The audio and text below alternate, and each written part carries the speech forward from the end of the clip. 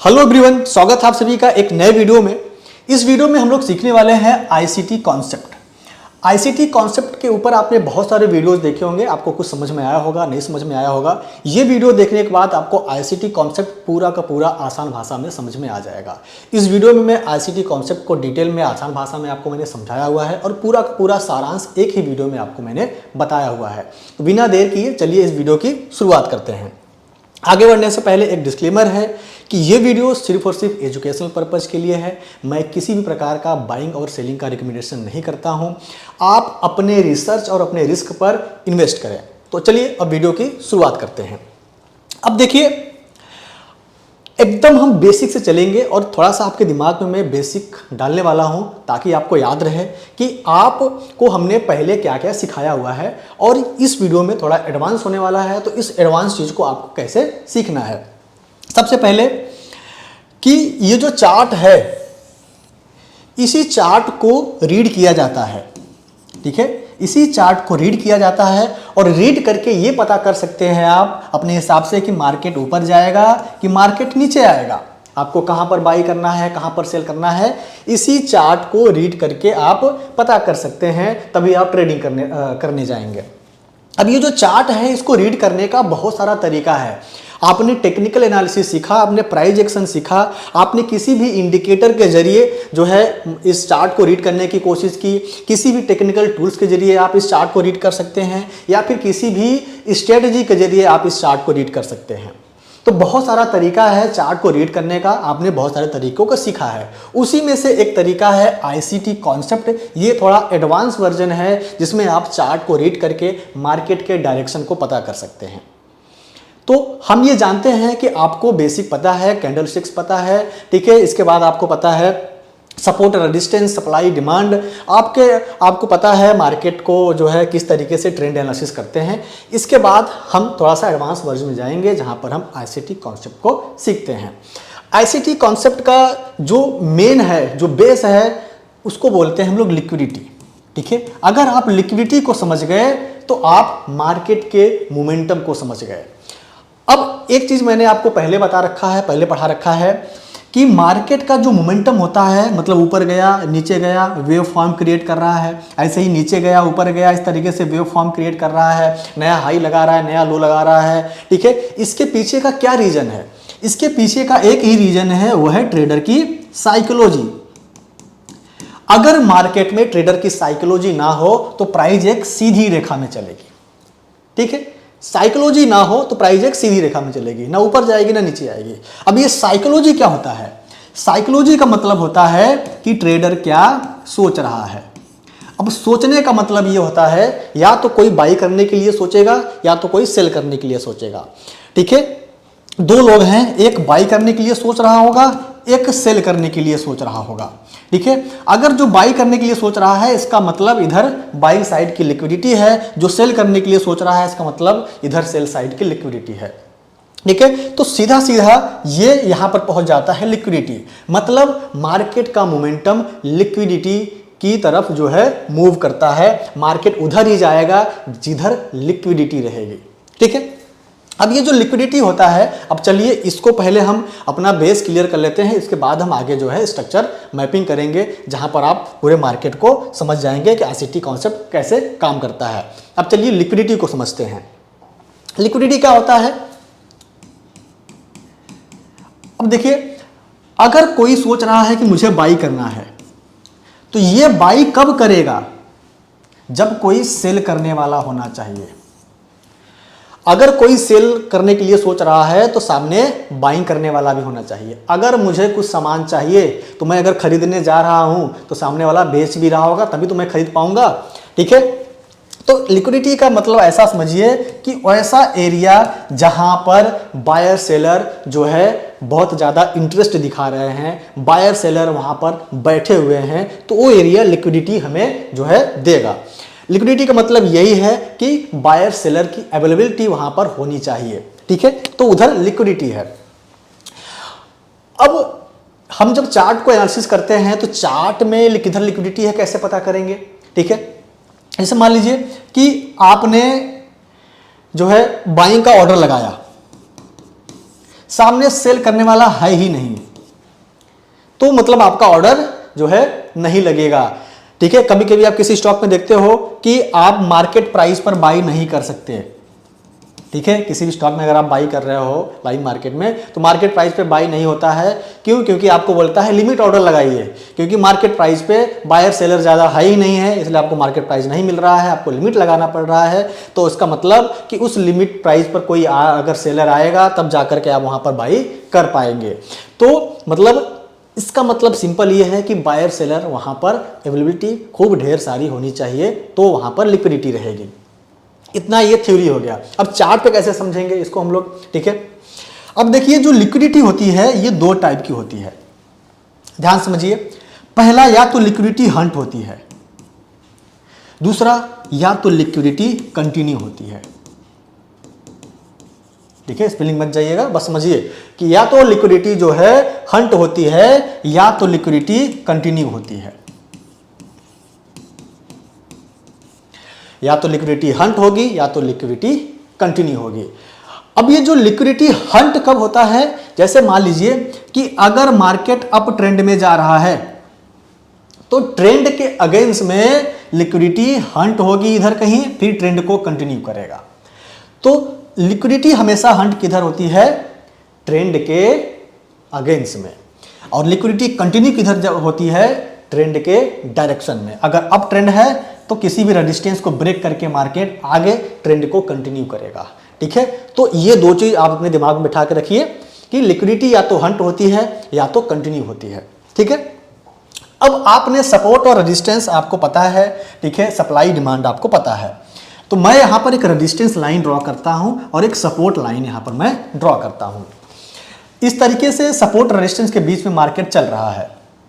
ठीक है, अब मार्केट चल रहा है तभी तो मतलब कि कोई बाई सेल कर रहा है तभी मार्केट चल रहा है। अगर कोई बाई सेल नहीं करेगा तो यहां पर सीधी रेखा में जाना शुरू हो जाएगा मार्केट। इसका मतलब ऊपर नीचे मार्केट हो रहा है किसी सपोर्ट रेजिस्टेंस के बीच में, किसी सप्लाई डिमांड जोन के बीच में, या फिर किसी ट्रेंड लाइन के बीच में। तो इसका मतलब वहां पर ट्रेडिंग हो रही है और बायर सेलर वहां पर बाई सेल कर रहे हैं। तो मैं ये मान के चल रहा हूं कि इस रेजिस्टेंस पर सेलर बैठे हैं और इस सपोर्ट पर बायर्स बैठे हैं। ठीक है, इस रेजिस्टेंस पर सेलर बैठे हैं और इस सपोर्ट पे बायर्स बैठे हैं। अब जो लोग सेल किए होंगे वो स्टॉप लॉस कहां लगाएंगे? इसके ऊपर। और ये चाहते हैं कि मार्केट नीचे की साइड में आए। जो लोग बाई किए हैं वो चाहते हैं मार्केट ऊपर जाए, तो अपना स्टॉप लॉस नीचे लगाए हैं। स्टॉप लॉस क्या होता है, स्टॉप लॉस सही तरीके से कैसे लगाते हैं, स्टॉप लॉस को कैसे ट्रेल करते हैं, आगे हम इसी चैप्टर में सीखेंगे।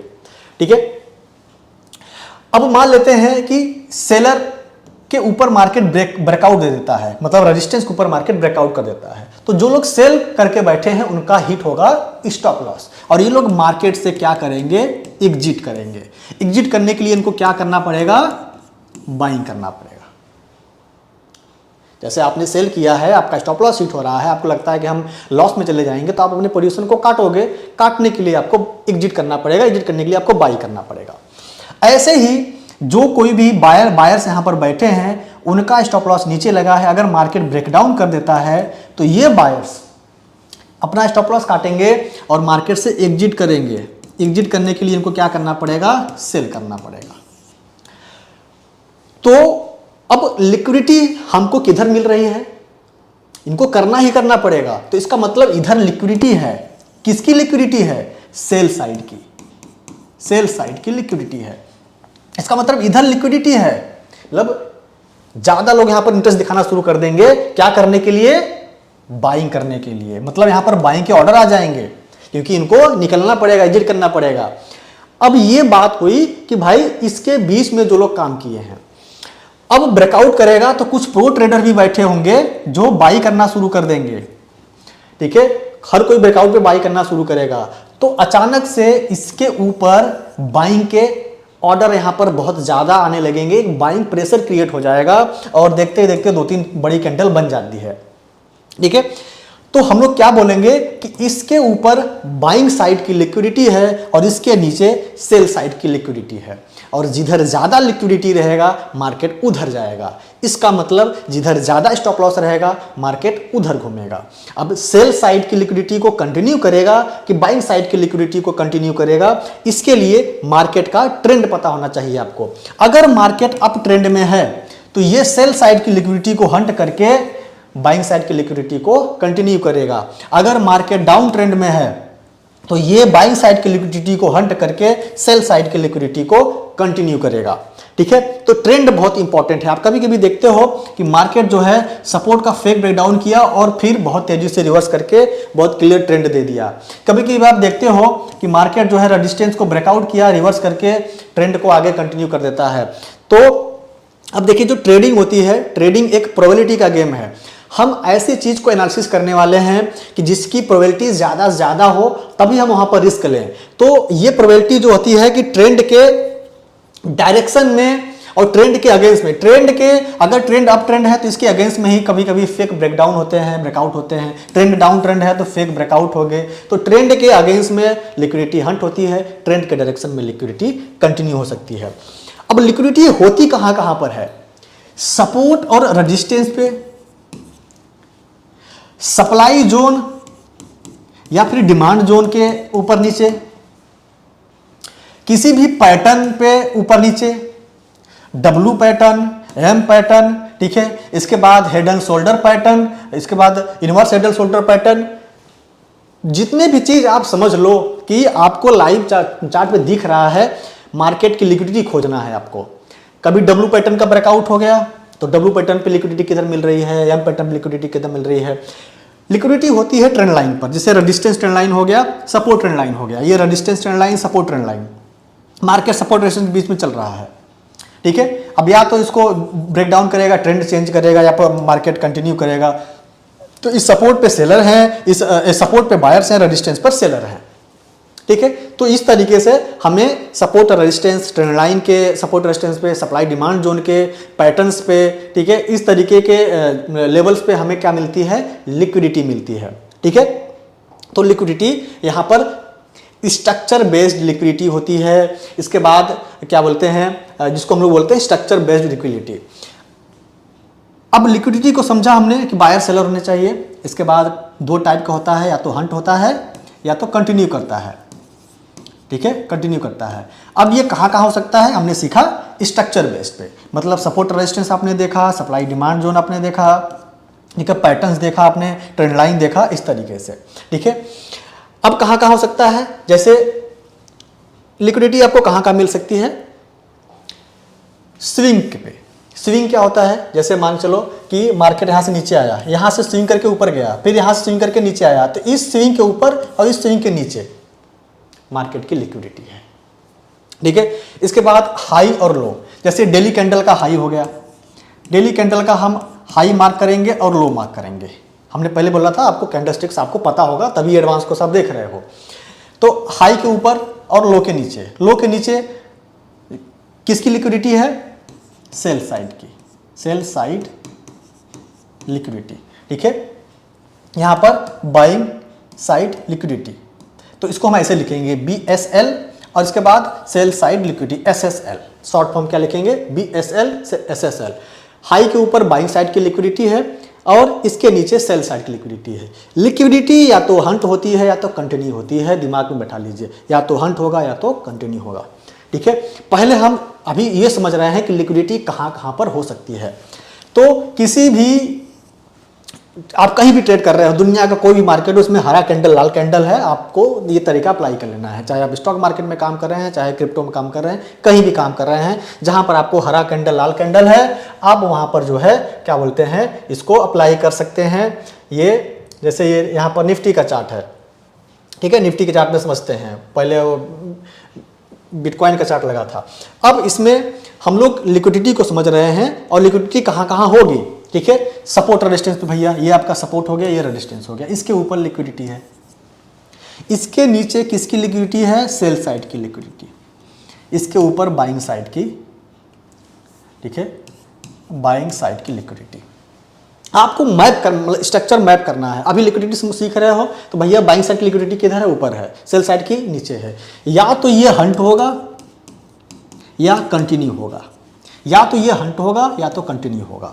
हंट होगा तो फेक ब्रेकआउट करके नीचे आएगा, ये हंट होगा तो फेक ब्रेकडाउन करके ऊपर जाएगा, कंटिन्यू होगा तो ऊपर जाने लगेगा, कंटिन्यू होगा तो नीचे जाने लगेगा। या तो हंट होगा या तो कंटिन्यू करेगा, बस ये पता करना है किधर है लिक्विडिटी। दूसरा, डेली कैंडल के हाई लो पे, ये डेली कैंडल के हाई और लो पे इधर किधर है भैया, सेल साइड की लिक्विडिटी, इधर है बाइंग साइड की लिक्विडिटी। दूसरा होता है स्विंग। आप देखो, जो स्विंग देखो, देखे स्विंग में अगर आप देखोगे कि किस कैसे कैसे स्विंग मिल रहा है आपको, जैसे ये है यहाँ पर स्विंग, मार्केट यहाँ से स्विंग करके नीचे आया तो इधर क्या है, बाइंग साइड की लिक्विडिटी, फिर इधर क्या है, सेल साइड की लिक्विडिटी।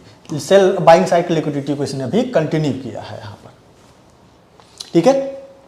स्विंग देखिए, स्विंग कैसे होता है, जैसे मार्केट इस तरीके से चल रहा है डाउन ट्रेंड में, तो ये स्विंग हो गया, ये स्विंग हो गया, ये स्विंग हो गया, ये स्विंग हो गया। जहाँ से मार्केट स्विंग कर रहा है, नीचे आया, यहाँ स्विंग करके ऊपर गया, फिर स्विंग करके नीचे आ गया। इसको ऐसा समझिए अपने आसान भाषा में। अब इसको हम थ्योरी अगर आपको समझाने जाएँ कि स्विंग ऐसे मार्क करिए, ये होता है, उसका थ्योरी समझ जाओगे तो स्विंग कन्फ्यूज हो गए। ये चार्ट है, इसमें स्विंग कहाँ पहचानेंगे वो आपको ये समझना है, ठीक है। आप किसी भी टाइम फ्रेम पर जा सकते हो, आप इसको 15 मिनट के टाइम फ्रेम पे देख लो, ठीक है। 15 मिनट के टाइम फ्रेम पे देख लो कहाँ कहाँ स्विंग आपको मिल रहे हैं। जैसे स्विंग आपको कहाँ कहाँ मिल रहे हैं, यहाँ पर आपको मिल रहे हैं, तो आपको लिक्विडिटी समझना है कि भाई यहाँ से स्विंग गया, फिर यहाँ से ऊपर गया, फिर इधर गया, फिर ऊपर गया, फिर इधर गया, फिर ऊपर गया, ये सब स्विंग है। तो यहाँ पर क्या है, सेल साइड की लिक्विडिटी, यहाँ पर सेल साइड की लिक्विडिटी है, ठीक है। यहाँ पर बाइंग साइड की लिक्विडिटी है। इसके बाद ये पूरा एरिया मान लो कि हमारे लिए क्या था, एक सेल साइड की लिक्विडिटी थी।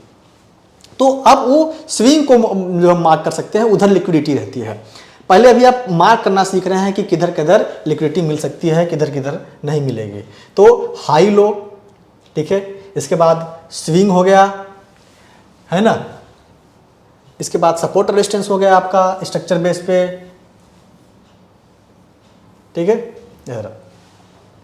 तो स्विंग हो गया आपका, हाई लो जहाँ रहता है वहाँ पे लिक्विडिटी रहती है, ठीक है। इसके बाद सपोर्ट रेजिस्टेंस पे जो स्ट्रक्चर बेस हो गया, support resistance, trend line, supply demand zone, इधर हमें लिक्विडिटी मिलेगी।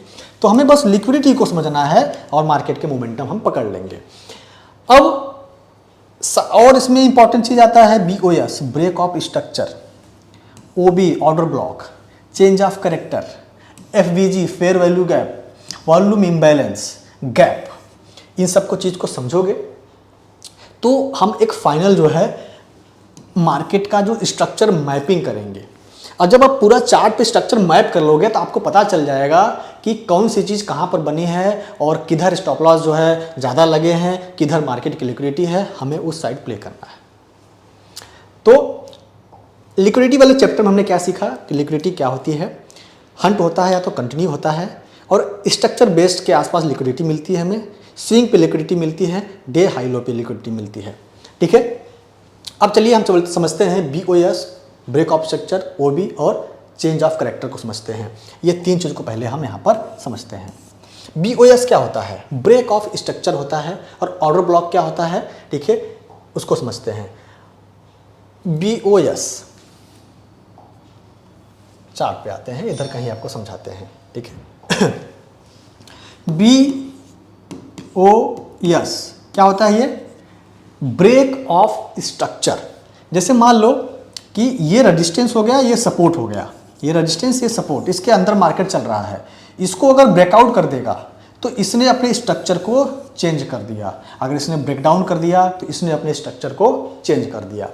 अगर मार्केट इस तरीके से नया हाई लगाते हुए ऊपर जा रहा है तो पहले ये जो था इसने अपने स्ट्रक्चर को ब्रेक कर दिया, जैसे ऊपर गया तो यहाँ से नीचे आया, फिर इसको ब्रेक कर दिया। तो जब ये स्ट्रक्चर ब्रेक होता है तो ये हमको उसको बोलते हैं ठीक है, OS, break of structure.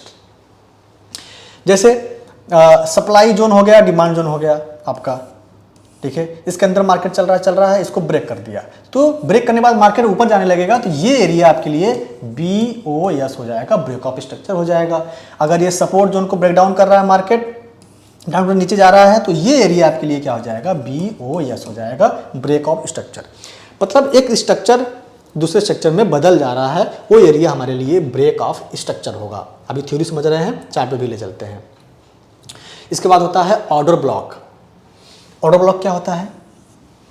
Order block होता है जहां पर नाम से पता चल रहा है ऑर्डर ब्लॉक, मतलब वहां पर ऑर्डर ब्लॉक हुए हैं खूब ढेर सारे, या तो बायर्स के या तो सेलर के। ऐसा एरिया जहां से मार्केट ऊपर चला गया हो, ऐसा एरिया जहां मार्केट नीचे आ रहा, मतलब कि नीचे आ रहा था, अचानक से यहां पर ऊपर चला गया। ऐसा एरिया मार्केट ऊपर जा रहा था, अचानक से यहां से नीचे चला गया। तो ये हमारे लिए ऑर्डर ब्लॉक रहेंगे, या तो बाइंग साइड का ऑर्डर ब्लॉक या तो सेल साइड का ऑर्डर ब्लॉक। ऑर्डर ब्लॉक वो एरिया जहां पर जो है खूब हैवी वहां पर ऑर्डर ब्लॉक किए गए हैं, हैवी बायर्स आए हैं या फिर हैवी सेलर्स आए हैं। ठीक है। इसके बाद आता है change of character. Change of character में होता है कि मार्केट अपना ट्रेंड बदल दिया हो। जैसे ट्रेंड कैसे बदलता है? 3 प्रकार का ट्रेंड होता है, या तो मार्केट अप ट्रेंड में मूव करता है, या तो मार्केट डाउन ट्रेंड में मूव करता है, या तो मार्केट एक रेंज में मूव करता है। ठीक है। अगर ये अप ट्रेंड में मूव कर रहा है तो सपोर्ट ट्रेंड लाइन लेकर के मूव करेगा, अगर ये डाउन ट्रेंड में मूव कर रहा है तो रेजिस्टेंस ट्रेंड लाइन लेकर के मूव करेगा। अगर इसको ब्रेक करेगा तो ये हमारा चेंज हो गया, मतलब ट्रेंड बदल गया, तो इसने अपना जो है चेंज ऑफ करेक्टर कर दिया। ठीक है। करेक्टर ही बदल दिया पूरा। ट्रेंड था डाउन, अब ट्रेंड को मूव करने लगा। ट्रेंड था अब, इसको ब्रेक डाउन करके डाउन ट्रेंड को मूव करने लगा। और एक साइडवेज मार्केट था, मतलब रेंज मार्केट था, इसको ब्रेक करके या फिर ब्रेक डाउन करके करेक्टर को ही बदल दिया। ब्रेक ऑफ स्ट्रक्चर और करेक्टर दोनों में अलग है। करेक्टर में जब चेंज होता है तो हमेशा ट्रेंड बदलता है, और जो ब्रेक ऑफ स्ट्रक्चर होता है वो ट्रेंड के अंदर में ही अपने स्ट्रक्चर को ब्रेक करता है। तो 3 चीज को समझे। चेंज ऑफ करेक्टर क्या होता है? सीधे सीधे ट्रेंड बदल देगा। और ब्रेक ऑफ स्ट्रक्चर क्या होता है? ट्रेंड के अंदर में स्ट्रक्चर को बदलता है।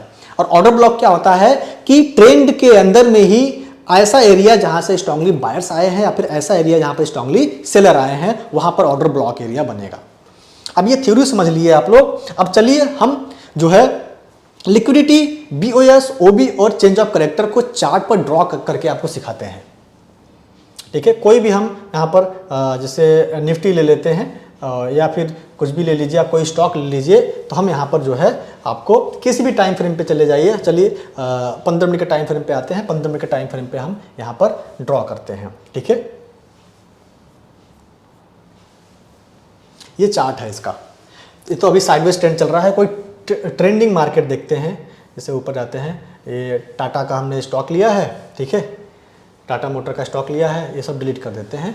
अब यहाँ पर देखिए, चलिए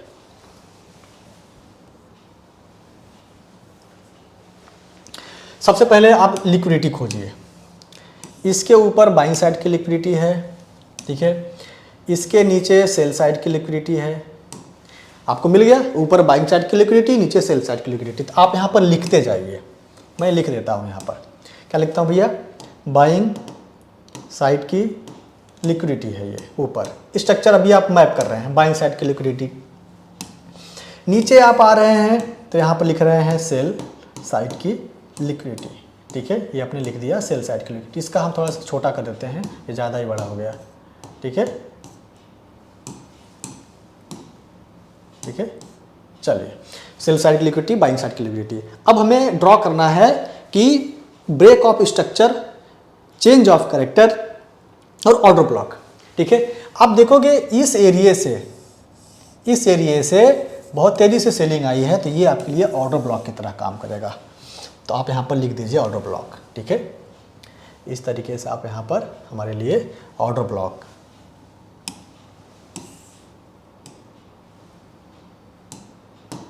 वो भी ठीक है। जहाँ से मार्केट में अचानक से सेलर आए हों, जहाँ पे मार्केट में अचानक से बायर आए, हमारे लिए क्या हो जाएगा? ऑर्डर ब्लॉक हो जाएगा।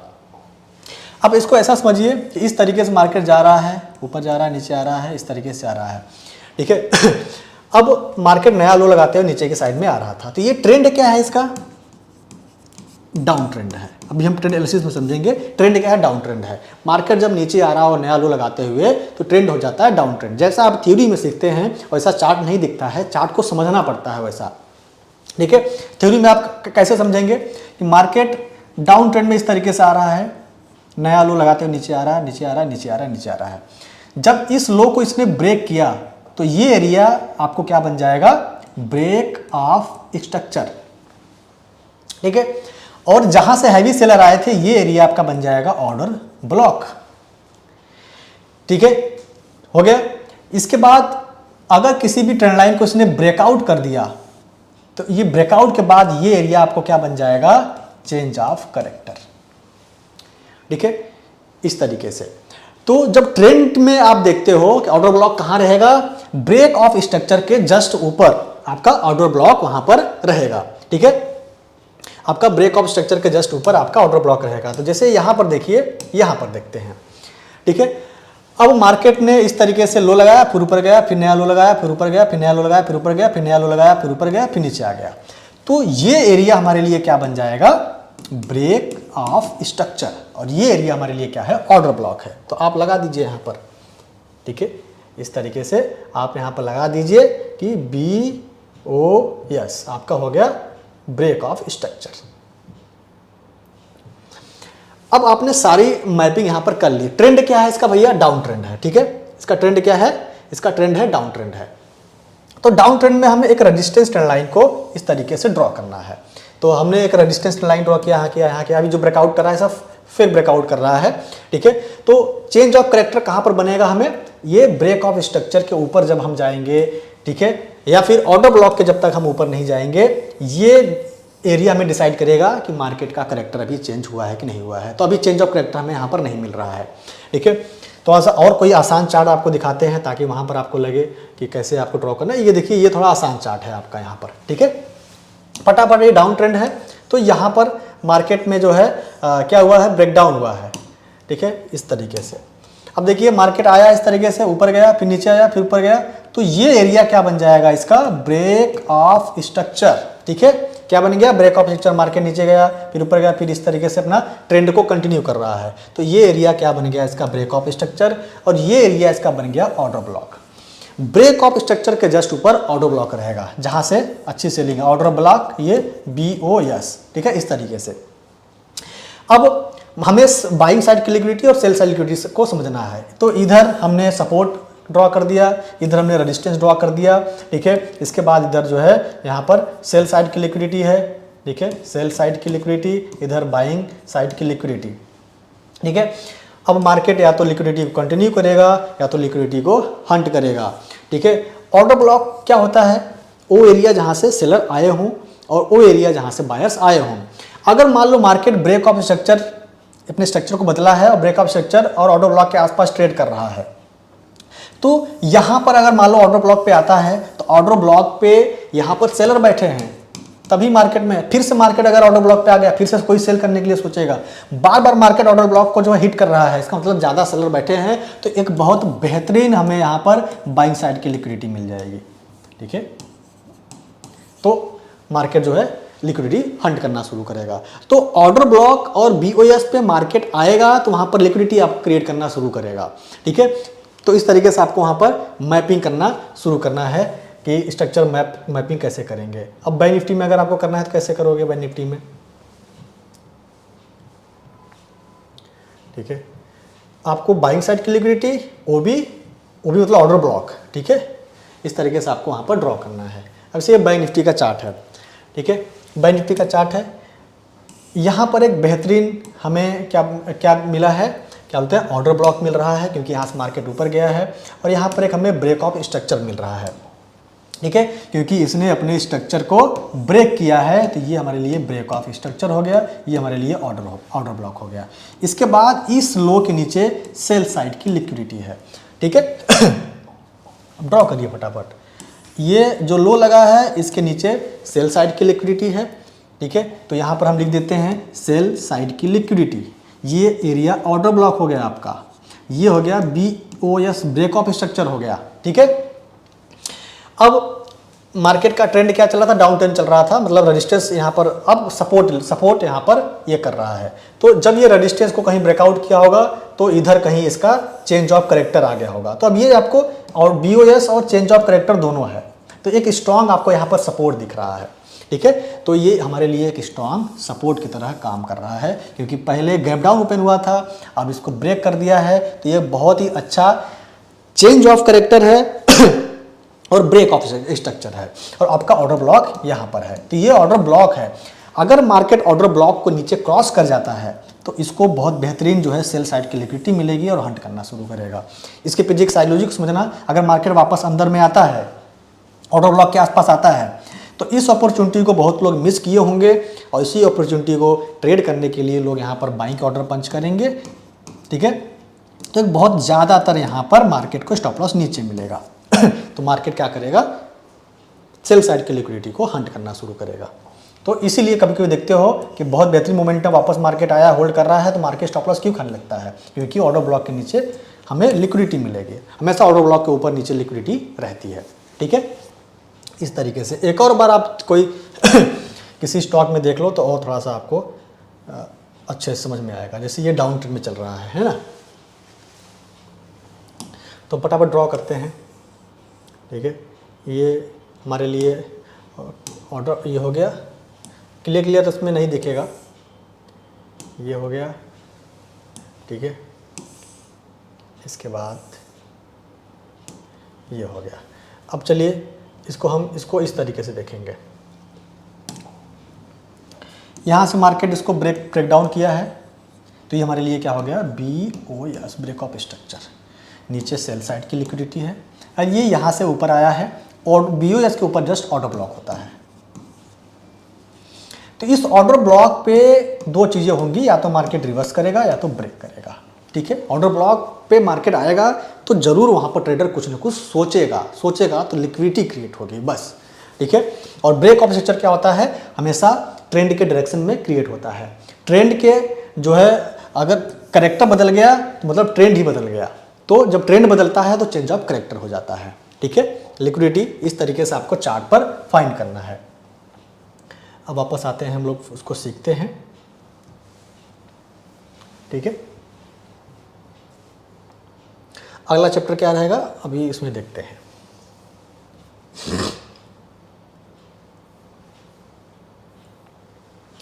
समझ गए, चलो लिक्विडिटी, BOS, ऑर्डर ब्लॉक और चेंज ऑफ करेक्टर आप समझ गए। ठीक है, अभी हम सीख रहे हैं इसमें। अब FVG fair value gap, volume imbalance और ये गैप, ये भी अगर हमें लिक्विडिटी क्रिएट करके देते हैं। ठीक है, लिक्विडिटी क्रिएट करके देते हैं फेयर वैल्यू गैप। और फेयर वैल्यू गैप क्या होता है, हमें 3 कैंडल दिखना है। ठीक है, जैसे अगर मार्केट ऊपर जा रहा है तो हरा कैंडल बनाते हुए ऊपर जाएगा इस तरीके से, हरा कैंडल बनाते हुए ऊपर जाएगा इस तरीके से। अगर नीचे आ रहा है तो लाल कैंडल बनाते हुए नीचे आएगा इस तरीके से। तो हमें बस 3 कैंडल देखना है, फर्स्ट कैंडल और थर्ड कैंडल। अगर ऊपर जा रहा है मार्केट तो नीचे भी आ रहा है, फर्स्ट कैंडल और थर्ड कैंडल। ठीक है, 3 ऐसे कैंडल हमें खोजने हैं चार्ट पर। ठीक है, जो सीधे एक लाइन से ऊपर जा रहे हैं फिर सीधे एक लाइन से नीचे आ रहे हैं। अगर ऊपर जा रहा है तो पहली कैंडल का हाई H और थर्ड कैंडल का लो, इसके बीच में जो ये गैप हमें मिलेगा, जो जोन मिलेगा, ये हमारे लिए ऑटोमेटिक सपोर्ट और रेजिस्टेंस का काम करते हैं, जिधर लिक्विडिटी बनती है। अगर मार्केट डाउन आ रहा है तो पहली कैंडल और थर्ड कैंडल दोनों का हाई लो अगर हम मैच कराएंगे तो एक जोन मिलेगा, इस जोन पे मार्केट की लिक्विडिटी रहती है। लिक्विडिटी या तो कंटिन्यू होगी या तो हंट होगी। ठीक है, तो ये हमारे लिए ऑटोमेटिक क्या काम करता है, सपोर्ट और रेजिस्टेंस का काम करता है। तो जैसे आपने ये जोन ड्रॉ कर लिया, फिर मार्केट ऊपर आया, फिर घूम के अगर इसी लेवल पे आ गया तो यहाँ मतलब हमारे लिए एक सपोर्ट जोन है। ठीक है, इसको ऑर्डर ब्लॉक के रूप में आप ले सकते हो कि यहाँ पर बहुत ही स्ट्रांगली बायर्स आए हुए हैं, तो या तो यहाँ से मार्केट नीचे की साइड में ब्रेक करेगा या तो रिवर्स करेगा, तो एक लिक्विडिटी इस जगह पर बननी शुरू हो जाएगी। अब वही देखना है कि ज़्यादा बायर्स आए हैं कि ज़्यादा सेलर आए हैं। ठीक है, 3 कैंडल को मिलाना है। अब इसमें जो 3 कैंडल होने चाहिए, जैसे पहली कैंडल, दूसरी कैंडल, ध्यान देखना, तीसरी कैंडल। ठीक है, पहली कैंडल का हाई और तीसरी कैंडल का लो, दोनों में गैप होना चाहिए। ऐसा नहीं कि ओवरलैप हो जाए, इसका डंडी इधर जाए इसका डंडी इधर जाए तब आप जोन बना रहे हो। ओवरलैप नहीं होना चाहिए, गैप होना चाहिए दोनों के डंडी के बीच में, तो ही एक जोन हम बनाएंगे। उस जोन को हम लोग बोलेंगे फेयर वैल्यू गैप। ठीक है, अभी हम थ्योरी समझ रहे हैं, फिर चार्ट ले चलेंगे। VI क्या होता है, वॉल्यूम इम्बैलेंस होता है। अगर हमें इसमें 2 कैंडल को देखना होता है, पहली कैंडल और इसके बाद दूसरी कैंडल। ठीक है, इस तरीके से इसको अच्छे बना देते हैं। पहली कैंडल, इसके बाद दूसरी कैंडल। वॉल्यूम इम्बैलेंस कब क्रिएट होता है? जैसे पहली कैंडल का यहाँ पर ऊपर जा रहा है मार्केट, तो मार्केट ऊपर जाके क्लोज करेगा इधर, तो इसका सी रहेगा, और इसका लो, तो क्लोज और लो मतलब दूसरी कैंडल का क्लोज और पहली कैंडल का क्लोज और दूसरी कैंडल का लो दोनों एक ही जगह ओवरलैप हो, ठीक है, तो हमारे लिए ये जोन क्या बन जाएगा एक, ठीक है, वॉल्यूम इम्बैलेंस। और पहली कैंडल का हाई और दूसरी कैंडल का लो दोनों सब ओवरलैप हो, इस तरीके से बराबर ओवरलैप हो जाए तो वो एरिया हमारे लिए ऑटोमेटिक सपोर्ट और रेजिस्टेंस का काम करेगा। प्राइस अगर यहाँ आता है तो ट्रेडर जरूर कुछ ना कुछ यहाँ पर सोचेगा और लिक्विडिटी क्रिएट होगी, ठीक है। इसके बाद होता है गैप। गैप तो आप समझते ही हो कि किसी भी कैंडल के बीच में कोई ट्रेडिंग नहीं हुई रहती है, इसको बोलते हैं गैप। दो कैंडल से मार्केट गैप अप खुल गया, कल क्लोज यहाँ हुआ था, मार्केट गैप अप खुल गया, तो इसके बीच में ट्रेडिंग नहीं हुई तो गैप हो गया। वो मार्केट गैप डाउन खुल गया तो गैप हो गया। लाइव मार्केट में भी कैंडल ऊपर खुल जाती है, जैसे 5 मिनट की कैंडल कोई क्लोज हुई तो कैंडल जस्ट ऊपर खुल गई तो वहां पर एक गैप क्रिएट हो गया, तो गैप भी हमारे लिए ऑटोमेटिक सपोर्ट और रेजिस्टेंस का काम करता है। जहां पर मार्केट अगर वापस आता है तो वहां पर जरूर ट्रेडर कुछ ना कुछ सोचेगा बाई करने के लिए या फिर सेल करने के लिए, और हमें एक लिक्विडिटी मिलेगी। लिक्विडिटी जैसे ही जिधर दिखेगी हमें वहां पर प्लान करना है, ठीक है। तो चलिए तीनों को हम चार्ट पे यहाँ पर देख लेते हैं। चार्ट पे देखने के लिए हमें कम से कम 15 मिनट के टाइम फ्रेम पे आते हैं, तो जा करके कहीं ना कहीं हमें दिख सकता है, क्योंकि डेली टाइम फ्रेम पे थोड़ी लगातार 3 कैंडल हमें क्लोज होती हुई नजर आएगी। जैसे यहाँ पे देखिए एक कैंडल क्लोज की है यहाँ पर डेली टाइम फ्रेम पे, अगर आप देखोगे तो पहली दूसरी तीसरी, तो पहली कैंडल का ये ओवरलैप हो जा रहा है, ये इसको हटा देते हैं, इसको 15 मिनट के टाइम फ्रेम पे करते हैं। ओवरलैप नहीं होना चाहिए, लगातार 3 कैंडल आपको खोजना है, ठीक है। अभी चार्ट पे अगर कहीं दिख जाए फटाफट तो फिर वहाँ पर हम लोग जो है सीख सकते हैं तुरंत। जैसे ये देखिए पहली दूसरी तीसरी 3 कैंडल लगातार देखी, ऐसे ही आपको अप ट्रेंड में भी दिखेगा, डाउन में भी दिखेगा। तो पहली कैंडल का क्या हो जाएगा, लो, और थर्ड कैंडल का हाई बनाएंगे तो एक जोन क्रिएट होगा, और ये जोन हमारे लिए ऑटोमेटिक रेजिस्टेंस की तरह काम करेगा, क्योंकि डाउन ट्रेंड ब्रेकडाउन किया, ठीक है, रेजिस्टेंस की तरह काम किया, इंगल्फिंग कैंडल बना तो मार्केट में फिर से एक सेलिंग आई। तो इस जोन पे हमें, ठीक है, मार्केट या तो रिवर्स करेगा या तो मार्केट जो है इसको ब्रेक करेगा। अब यहाँ पर आएगा, यहाँ पर मार्केट अगर घूम रहा है, नेगेटिव कैंडल बना दिया, तो इसका मतलब हम यहाँ पर क्या देख रहे हैं, इसने अपने स्ट्रक्चर को ब्रेक कर दिया और एक ऑर्डर ब्लॉक क्रिएट हो गया यहाँ पर, बहुत बेहतरीन। जैसे स्ट्रक्चर ब्रेक किया आप ट्रेड ले सकते हैं यहाँ पर, या फिर इस पे बेरिश कैंडल पे ट्रेड ले सकते हैं। मतलब इसको हम लोग बोलते हैं, ठीक है, FVG, फेयर वैल्यू गैप। इस पे ट्रेडर जरूर कुछ ना कुछ सोचेंगे।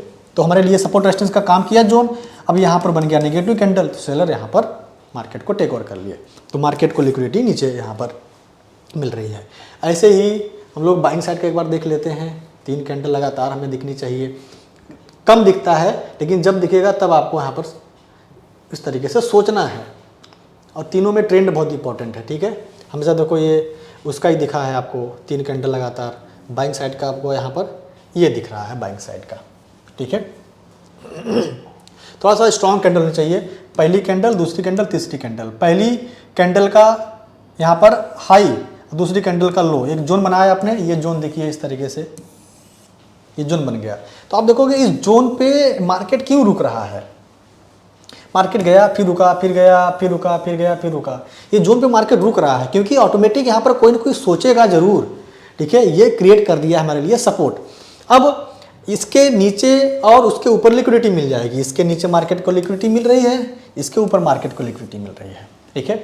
इसके नीचे की लिक्विडिटी हंट कर सकती है, फिर कंटिन्यू करेगा, इसके ऊपर की लिक्विडिटी को हंट करेगा, फिर कंटिन्यू करेगा मार्केट। तो यहाँ पर देखिए लिक्विडिटी को हंट किया, फिर एक लिक्विडिटी क्रिएट किया, फिर हंट किया, मार्केट जो है आपको कंफ्यूज करने लगा। तो ये उसको बोलते हैं स्टॉप लॉस हंटिंग मार्केट, ठीक है। ट्रेंड हमारे लिए इंपॉर्टेंट हो जाएगा फिर यहाँ पर।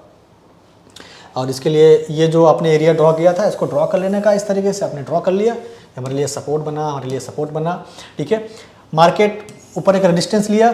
अब ये ऑटोमेटिक हमें क्या बता रहा है, सपोर्ट की तरफ बता रहा है। तो बहुत लोग इसको मिस करने के बाद इस सपोर्ट पे ट्राई कर रहे होंगे कि वो बाई कर लें और मार्केट उनके कंप्लीट स्टॉप लॉस को हंट करता है क्योंकि लिक्विडिटी मिल जाती है। ठीक है, वापस फिर से देखते हैं कोई मिल जाए बाइंग साइड का। इन सभी में ट्रेंड बहुत इंपॉर्टेंट है। ठीक है, ट्रेंड आपको बहुत हिसाब से देखना पड़ेगा कि मार्केट का ट्रेंड क्या है। ये देखिए यहाँ पर आपको जो है फेयर वैल्यू गैप मिल रहा है, पहली कैंडल का हाई और थर्ड कैंडल का लो, ये फेयर वैल्यू गैप मिल रहा है आपको इस तरीके से। अब ट्रेडर वहाँ पर आएगा तो ऑटोमेटिक सपोर्ट रेजिस्टेंस का काम करता है, तो कुछ ना कुछ सोचेगा। ठीक है, बहुत सारी चीज़ें आपको ट्रेंड देखना पड़ेगा, ऑर्डर ब्लॉक देखना पड़ेगा, एसिटी कॉन्सेप्ट में यही सब है, ब्रेक ऑफ स्ट्रक्चर देखना पड़ेगा और बाइंग साइड की लिक्विडिटी, सेल साइड की लिक्विडिटी, इस तरीके से आपको देखना पड़ेगा। ठीक है, और इम्बैलेंस जो वॉल्यूम इम्बैलेंस था वो पहली कैंडल दूसरी कैंडल, ठीक है, इस तरीके से ओवरलैप नहीं होनी चाहिए। वॉल्यूम इम्बैलेंस आपको दिखाते हैं यहाँ पर, कहीं दिख जाए तो, नहीं तो आप खोजना आपके लिए होमवर्क रहेगा। ठीक है, और इसके बाद गैप तो आपको पता ही है, गैप अप गैप डाउन कितना आप देखे हो। ठीक है, अब आते हैं जहाँ पर सीख रहे थे हम लोग।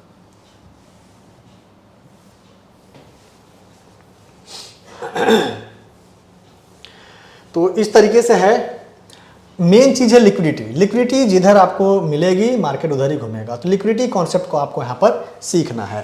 ठीक है, तो BOS, order block, change of character, ABG, volume imbalance, gap, ठीक है, इन सभी को अगर आप ड्रॉ करोगे तो कहीं न कहीं ऊपर नीचे आपको लिक्विडिटी दिखेगी। स्विंग पे रहता है, हाई लो पे लिक्विडिटी रहती है।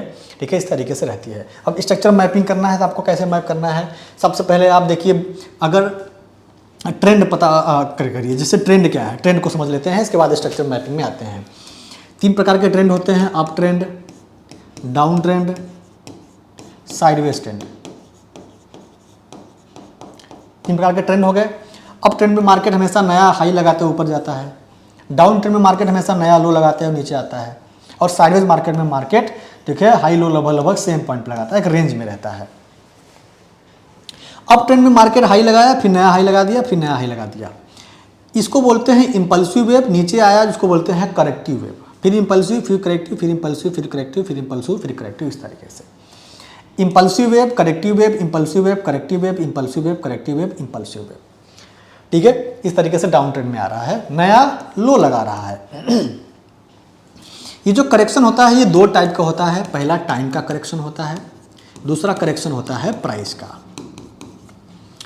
टाइम का करेक्शन अगर करेगा मार्केट तो अप ट्रेंड में, पहले हम अप ट्रेंड को सीखते हैं, तो अप ट्रेंड में मार्केट इस तरीके से मूव करेगा, यहाँ पर अप ट्रेंड लिखते हैं, इस तरीके से मूव करेगा। तो ये जो करेक्शन होगा अगर टाइम का लेगा तो मार्केट इस तरीके से टाइम बिताएगा, फिर मार्केट ब्रेक करेगा, फिर मार्केट टाइम बिताएगा, फिर मार्केट ब्रेक करेगा। तो अगर ये टाइम बिता रहा है तो ये टाइम का करेक्शन है। प्राइस का करेक्शन क्या होता है, इंपल्सिव वेव के आधे से मार्केट ऊपर जाता है, मतलब नया हाई लगाता है, या फिर इंपल्सिव वेव के बराबर से मार्केट नया हाई लगाता है।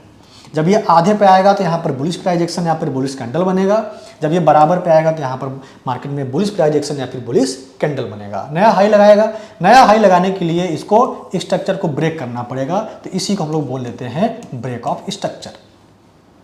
जहाँ से मार्केट करेक्शन कंप्लीट करता है उस एरिया को हम लोग ऑर्डर ब्लॉक बोल देते हैं। मार्केट यहाँ पर इसका ऑर्डर ब्लॉक है। ठीक है, अब ऑर्डर ब्लॉक पे अगर वापस मार्केट आएगा तो जरूर कोई न कोई यहाँ पर बाइंग या फिर सेल करने के लिए सोचेगा। तो ज़्यादातर मैक्सिमम लोग क्या सोचेंगे, बाइंग करने के लिए, क्योंकि मार्केट में स्ट्रांगली बायंस आई है। तो अगर यहाँ पर मार्केट होल्ड कर रहा है और अपना सपोर्ट शिफ्ट कर रहा है तो मार्केट को लिक्विडिटी नीचे मिल जाएगी। तो इसको जो अगर मार्केट ब्रेक करेगा तो लिक्विडिटी कंटिन्यू होगा, क्योंकि बहुत हाई प्रोबेबिलिटी है। ऐसे ही डाउन साइड में मार्केट इंपल्सिव वेव टाइम बिता करके नीचे आ रहा है तो ये करेक्शन टाइम का करेक्शन हो गया। इंपल्सिव वेव मार्केट जो है आधे से नीचे आ रहा है, मतलब नया लो लगाएगा नीचे आकर के, तो ये आपके लिए क्या हो जाएगा, प्राइस करेक्शन हो जाएगा। प्राइस करेक्शन बराबर से भी होता है। तो यहाँ पर बेरिश कैंडल या फिर bearish price action, bearish candle या फिर बेरिश प्राइस एक्शन, मार्केट नया लो लगाएगा फिर ऊपर जाएगा, फिर नया लो लगाएगा फिर ऊपर जाएगा। तो ये आपका ब्रेक ऑफ स्ट्रक्चर हो गया है।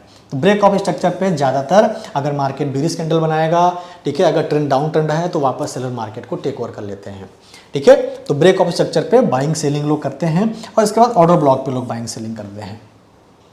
इस कोर्स में हम लोग यही समझ रहे हैं कि कहाँ पर ज़्यादा लोग सोचेंगे बाइंग सेलिंग करने के लिए और मार्केट को लिक्विडिटी मिलेगी वहाँ पर। ठीक है, अगर इस तरीके से मार्केट नया लो लगा रहा है और रेजिस्टेंस ट्रेंड लाइन मिलता है, और अगर रेजिस्टेंस ट्रेंड लाइन को अगर मार्केट पहले अप ट्रेंड में जा रहा है तो सपोर्ट ट्रेंड लाइन मिलेगा, मार्केट डाउन ट्रेंड में आ रहा है तो रेजिस्टेंस ट्रेंड लाइन मिलेगा। अगर सपोर्ट ट्रेंड लाइन को ब्रेक डाउन कर देता है तो ये चेंज ऑफ करेक्टर हो जाएगा। अगर ये सपोर्ट ट्रेंड लाइन को रेजिस्टेंस ट्रेंड लाइन को ब्रेकआउट कर देता है, इधर ब्रेकआउट करेगा रेजिस्टेंस को, इधर सपोर्ट को ब्रेक डाउन करेगा, तो ये सब चेंज ऑफ करेक्टर हो जाएगा। मतलब इसने पूरा करेक्टर बदल दिया, ट्रेंड ही पूरा बदल दिया, जिसको बोलते हैं हम लोग उधर अप ट्रेंड शुरू हो गया, इधर डाउन ट्रेंड शुरू हो गया। तो मार्केट जब ऊपर जाएगा तो सपोर्ट ट्रेंड लाइन बना के जाएगा, जब नीचे आएगा तो मार्केट रेजिस्टेंस ट्रेंड लाइन बना के आएगा। ठीक है, अब आते हैं मार्केट का कोई स्ट्रक्चर होता है। मार्केट किसी न किसी अगर स्ट्रक्चर को फॉलो करता है, उसका क्या स्ट्रक्चर होगा वहाँ पर हम लोग समझते हैं। इसकी शुरुआत होती है जब मार्केट में लंबी गिरावट होती है, इसके बाद मार्केट एक रेंज में जाता है। ठीक है, इस तरीके से जब मार्केट में लंबी गिरावट होती है तो जब मार्केट एक रेंज में जाना शुरू करता है, जब मार्केट गिर रहा होता है तो बिगनर्स दूर रहते हैं, अपना अगर लॉस हो रहा है तो लॉस काटते नहीं हैं, बढ़ाते जाते हैं। जैसे ही मार्केट कहीं रुकेगा यहाँ पर वो डर जाएंगे और डर की वजह से पोजीशन को एग्जिट करना शुरू करेंगे। तो यहाँ पर बिगनर निकल रहा होता है और प्रो ट्रेडर जब ये सब निकलेंगे बिगनर तो सेल करेंगे, और इनके ऑर्डर को कोई तो लेने वाला होना चाहिए, तो बिग प्लेयर यहाँ पर बाई कर रहा होता है और एग्जिट कौन करता होता है? बिगनर्स।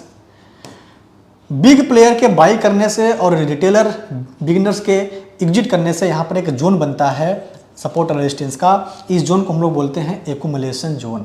जैसे इस जोन को बाहर करेगा मार्केट तो एक अप ट्रेंड की शुरुआत कर देता है, जैसे ही इसको ब्रेक करेगा तो एक अप ट्रेंड की शुरुआत कर देगा मार्केट। इस अप ट्रेंड में बिगनर हमेशा डरा रहेगा, ट्रेड नहीं लेता है। जैसे ही मार्केट कहीं होल्ड किया, अब बिगनर ट्रेडर यहाँ पर बाई करने लगेगा और इन्हीं ऑर्डर को बेचेगा कौन? प्रो ट्रेडर जो यहाँ से खरीदा रहता है वो सेल करने लगेगा। बिगनर के खरीदने और प्रो ट्रेडर मतलब जो बड़े प्लेयर हैं, स्मार्ट मनी है, उनको सेल करने से यहाँ पर एक डिस्ट्रीब्यूशन पैदा होता है। ये हमारे लिए एक्यूमुलेशन हो गया, ये हमारे लिए डिस्ट्रीब्यूशन हो गया। जैसे डिस्ट्रीब्यूशन होगा मार्केट ब्रेक करेगा और डाउन ट्रेंड की शुरुआत कर देगा। तो हमें यहाँ पर 3 ट्रेंड देख रहे हैं। पहला मार्केट का एक रेंज ट्रेंड, दूसरा अप ट्रेंड, तीसरा डाउन ट्रेंड। 3 प्रकार के ट्रेंड होते हैं। फिर से कहीं कहीं मार्केट में एक्यूमुलेशन होगा, मार्केट जो है ब्रेक करे, इस तरीके से मार्केट अपने स्ट्रक्चर को बैलेंस करता रहता है। तो हमें सबसे पहले ये देखना है कि हम किस फेज में हैं। Accumulation phase, up trend, distribution phase, down trend. हम किस फेज में हैं और जिस फेज में रहेंगे हमें उस तरीके से माइंडसेट रखना है, उस तरीके से सोचना है। अगर हम एक्यूमुलेशन में हैं तो इसके बाहर आने का इंतजार करेंगे, हम कोई प्लान नहीं करेंगे। हम हमेशा ट्रेंडिंग मोमेंटम में काम करेंगे। आप देखोगे हमेशा प्रो ट्रेडर ट्रेंडिंग मोमेंटम में ही मार्केट में पैसा बनाता है। 20% चांस रहता है मार्केट ट्रेंडिंग रहे, 80% रहता है मार्केट साइडवेज रहे। तो हमें इस वाले मार्केट का इंतजार करना है, चाहे जब आए इस तभी ट्रेड करेंगे। तो अगर मार्केट अप ट्रेंड में चल रहा है तो इसका मतलब मार्केट में बाई ऑन डिप्स की स्ट्रेटजी चल रही है। मतलब जैसे डिप आएगा, डिप क्या होता है? करेक्शन। करेक्शन क्या होता है? ऑर्डर ब्लॉक, ठीक है, या फिर ब्रेक ऑफ स्ट्रक्चर। वहां पर हमें काम करते रहना है। जब ट्रेंड बदलेगा तो डाउन ट्रेंड में काम करेंगे। तो पहले हमें यह पता करना है मार्केट स्ट्रक्चर के हिसाब से मार्केट किस फेज में है। उसके बाद हम लोग फेज पता करके मार्केट में BOS, OB, change of character ये सब ढूंढेंगे। ठीक है, कहाँ पर मार्केट की लिक्विडिटी है, इसके हिसाब से हम वहाँ पर बाइंग सेलिंग की प्लान करेंगे। अब ये पूरे एनालिसिस में सिर्फ और सिर्फ मार्केट की प्रोबेबिलिटी है। आप जैसे भी एनालिसिस करते हो आप एक प्रोबेबिलिटी को यहाँ पर देखते हो कि कितनी हाई प्रोबेबिलिटी हो सकती है कि ये सही हो जाए। 100% कोई भी चीज़ यहाँ पर सही नहीं हो सकती ट्रेडिंग में। ठीक है, एक प्रोबेबिलिटी होती है। अगर 1% भी अगर आप गलत हो सकते हो यहाँ पर तो आपका पूरा कैपिटल जा सकता है। इसलिए हम यहाँ पर स्टॉप लॉस को फॉलो करते हैं।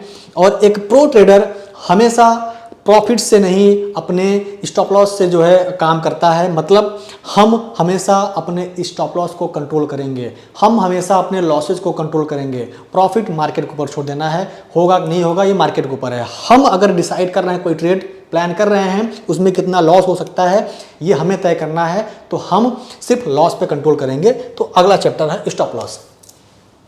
स्टॉप लॉस क्या होता है? ठीक है, अगर हम गलत हो गए तो हम अपने लॉस को किस पॉइंट पे रोकेंगे, स्टॉप लॉस हो गया। अगर हम कोई ट्रेड लेते हैं, जैसे मान लेते हैं हमने रेजिस्टेंस पे सेल कर दिया, तो हमारे हिसाब से मार्केट नीचे जाना चाहिए, तो हम ट्राई करेंगे कि इसके ऊपर कहीं मार्केट आएगा तो हम अपना लॉस बुक कर लेंगे।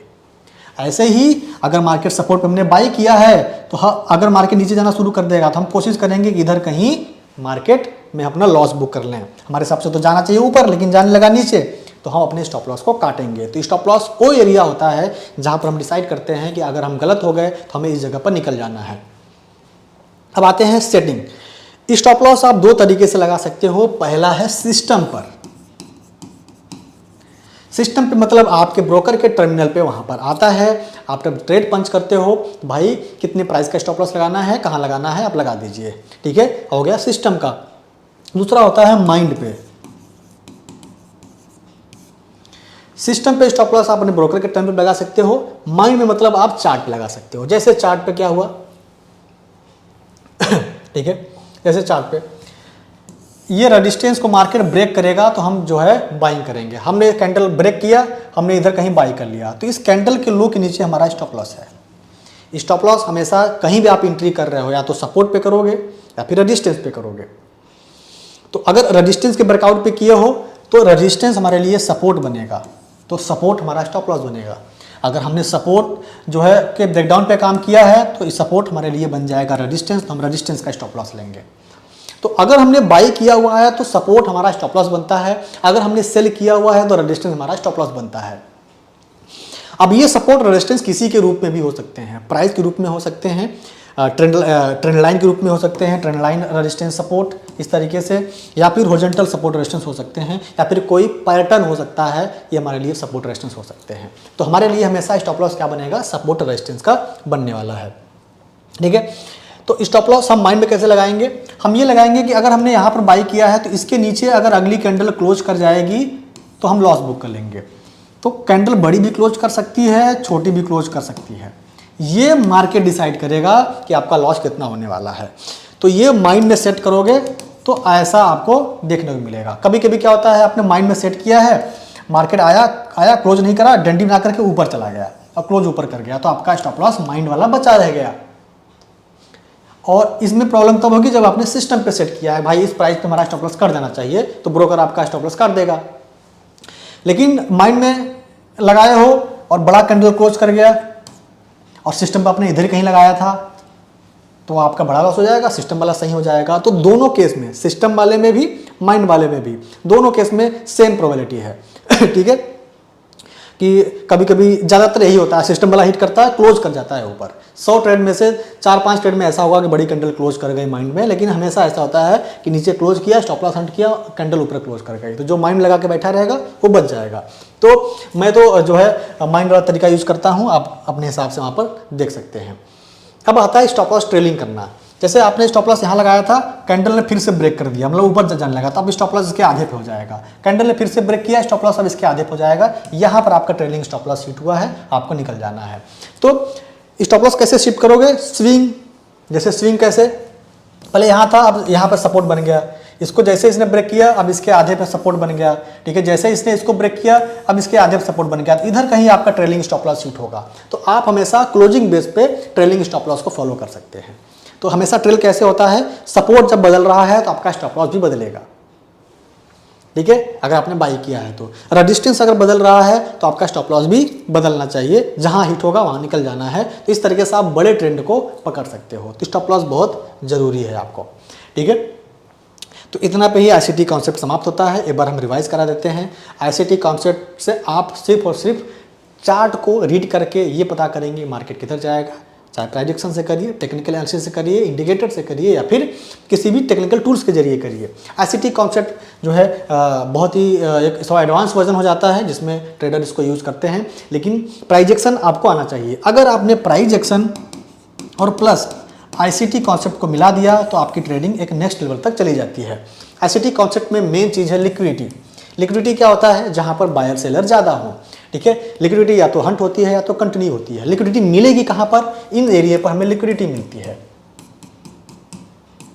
सिंपल, इस वीडियो को हमने आपको बता दिया। बीओएस क्या होता है, ब्रेक ऑफ स्ट्रक्चर। ट्रेड के अंदर में अगर स्ट्रक्चर ब्रेक हो रहा है तो वो एरिया हमारे लिए बीओएस हो गया। जहाँ से करेक्शन कंप्लीट हुआ था वो हो गया आपको order block. Change of character जब चेंज होता है trend fair value gap 3 candle के लगातार देखेंगे ऊपर नीचे, फर्स्ट और थर्ड कैंडल का जोन बनेगा, हमारे लिए सपोर्ट रेजिस्टेंस का काम करेगा। Value imbalance, 2 candle, gap, gap up, gap down, high low आपको पता चला गया। Market structure, accumulation, up trend, distribution, down trend, trend analysis, up trend, down trend, sideways market. Up trend में मार्केट नया high लगाते हुए जाता है, डाउन ट्रेंड में मार्केट जो है नया लो लगाते हुए जाता है। Impulsive corrective, impulsive corrective, correction time का या फिर प्राइस का, टाइम का टाइम बिताएगा, प्राइस का आधे से या फिर बराबर से मार्केट ऊपर नीचे जाता है। बस इतना ही था यहाँ पर ICT कॉन्सेप्ट में। तो आई होप आपको जो है बहुत कुछ सीखने को मिला होगा, समझने को मिला होगा। तो अगर आप नए हैं, ठीक है, तो इस चैनल को सब्सक्राइब जरूर कर लेना, ठीक है। इस चैनल पे आपको बहुत सारे जो है एजुकेशनल वीडियोस मैं लेके आने वाला हूँ। अगर इस चैनल पे अगर आपने वीडियो को यहाँ तक देखा है, ठीक है, तो मेरी बातों को समझ रहे होगे, चीज़ों को समझ रहे होगे, तो इस चैनल को आपको जो है सब्सक्राइब कर लेना है। और जैसे ही जो है इस चैनल पे 10,000 सब्सक्राइबर हो जाते हैं तो मैं यहाँ पर बेसिक से एडवांस लगभग 10 से 12 घंटे का कोर्स यहाँ पर अपलोड करने वाला हूँ और फुल एजुकेशन आपको यहाँ पर मिलने वाला है। और इस चैनल पे मैं आपको पूरा का पूरा जो है सिर्फ और सिर्फ एक एडवांस एजुकेशन देने वाला हूँ, तो आपको बहुत कुछ सीखने को मिलेगा, बहुत मज़ा आएगा। तो चैनल को सब्सक्राइब करके जरूर लिख लेना और कमेंट करना कि आपको ये वीडियो कैसा लगा, और शेयर करना उन दोस्तों को जिनको इसकी सच में ज़रूरत है।